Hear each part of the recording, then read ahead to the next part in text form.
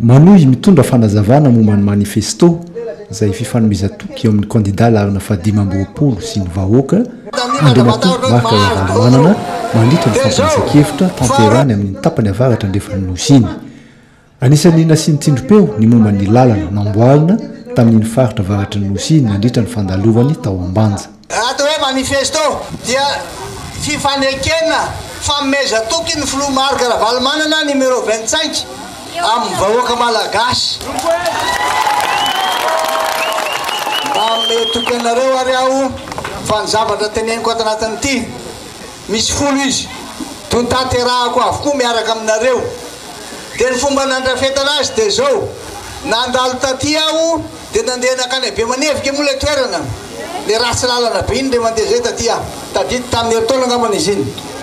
Dia nandalo toany dia nahita koa ny lalana, nahita koa reo mpandraraha reo.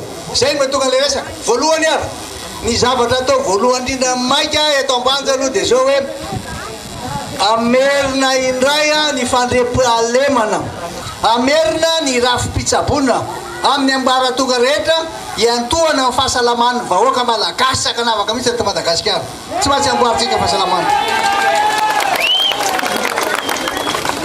tsy maintsy ataontsika manarakaraka ny teknôlôjia mihitsy io fitsabona io. Tao amin'ny Nosbe sy Ambanja moa dia ny tanàna n'Antsohy, be alanana, be fandriana, mandry tsara sy analalava noho ny tsidian'ny kandida Marc Ravalomanana.